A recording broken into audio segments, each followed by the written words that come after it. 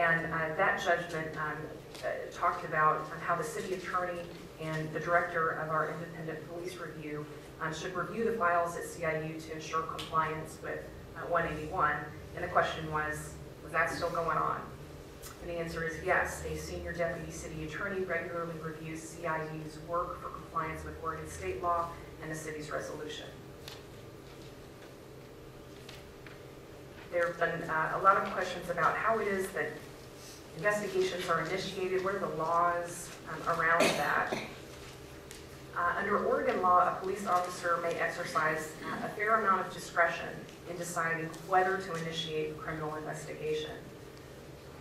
The most significant limitation on their discretion is that Oregon's equal protection clause that limits the ability of an officer and prohibits an officer from initiating a criminal investigation motivated solely by considerations of race, economic status, gender, or other prohibited classifications. The FBI's investigations are governed by federal law, and the most relevant policy documents are the Attorney General's Guidelines for Domestic FBI Operations, which is a comprehensive document discussing under what circumstances criminal investigations can be initiated, and likewise the Domestic Investigations and Operations Guides provides even more detailed rules and regulations about when the FBI can initiate investigations. It has also been pointed out to me that noticeably absent from my slide on this is that the FBI's investigations and the Portland Police investigations are controlled by the United States Constitution, which also has an equal protection clause. Can PPP officers assigned to a JTTF refuse to do work requested of them by federal agencies when it violates state or local laws? Because the terms of our officers' participation are governed by basically a contract, so it's really a contract term. And on the city's website, if you're interested, we posted all the MOUs from 2000 to 2004, and those MOUs did include language that made it clear that the responsibility for the conduct of the officers and continued assignment was the responsibility of the participating agency, PPP. So it was clear from those previous agreements that if we did not feel that a Portland police officer should or could be participating, that we had the ability to withdraw their participation or prohibit them from engaging in an activity. Can local police officers assigned to the JTTF who engage in conduct that violates state or federal law be disciplined and or prosecuted for such violations? Again, those are terms that are governed by the contract that we have.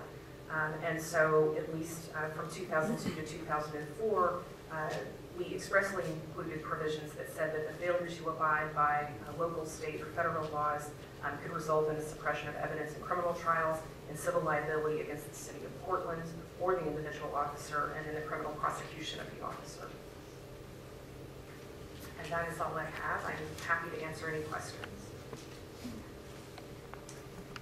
Could you just, you mentioned the Fusion Center. Yes. And you didn't exactly, could you elaborate a little bit on what that is? Sure. It's the Fusion Center is a state agency, and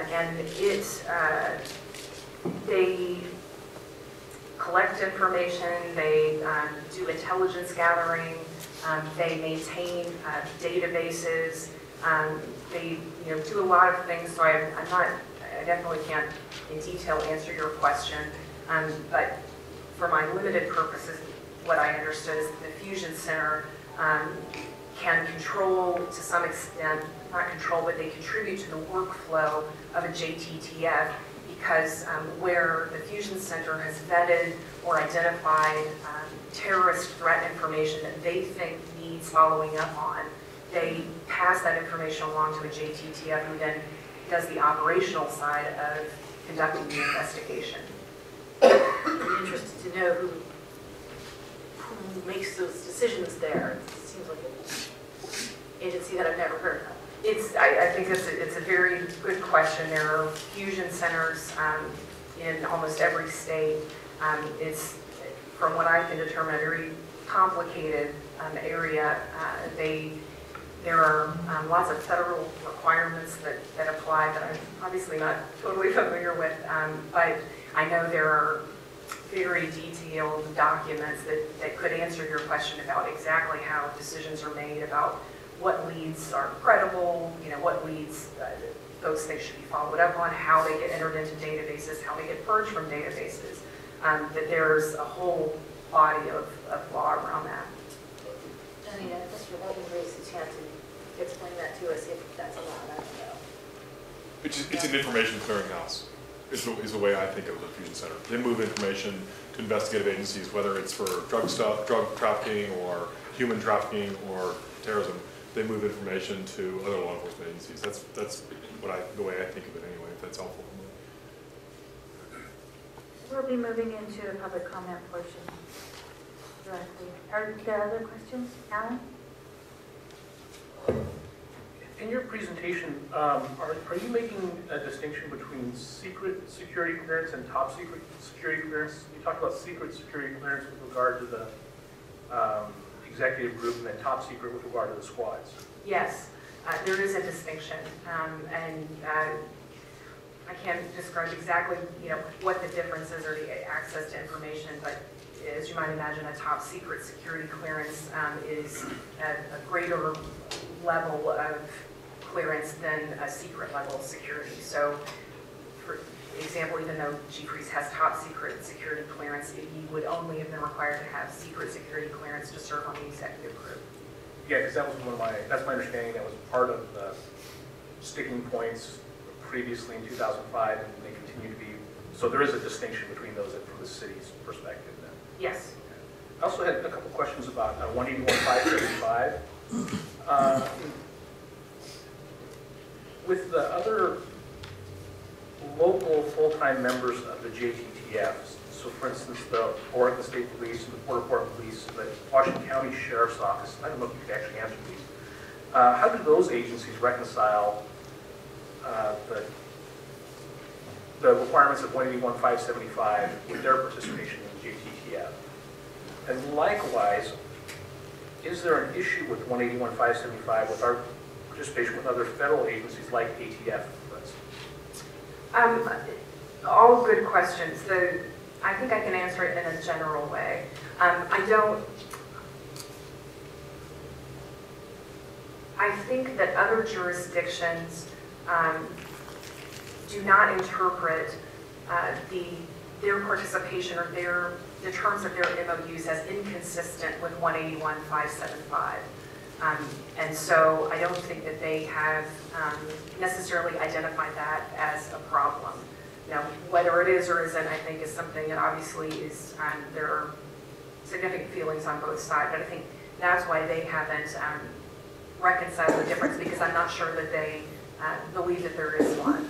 And then with regard to, how is it that we're ensuring compliance with other federal agreements, for many of our agreements, they are funded with federal funds. And as a requirement, the language actually that's used in our statute is used in a Code of Federal Regulation. And any project that has an intelligence sharing system is funded with federal money, is prohibited from collecting or maintaining information, and uses exactly the same language. Now, whether or not, and the extent to which the CFR applies to a JTTF, applies to different types of investigations is still something that we're working on and are going to be asking our federal partners. But at least with regard to particularly the high-intensity drug trafficking area agreements, they're governed by this provision of the federal code that prohibits the collecting and maintaining of information and uses the same language that Oregon law uses. So would you ask them to make that part of the MOU then, that the language in that CFR? You said you're not clear whether or not they're bound to that CFR. Right. I know that, for instance, HIDA, the High Intensity Drug Trafficking Force, they're definitely bound by that. And the MOU, at least the standard MOU, hasn't ever included that language. So I think maybe the answer is yes, that we would be exploring whether or not, in fact, the CFR actually applied, or whether or not we could incorporate language that indicates it applies.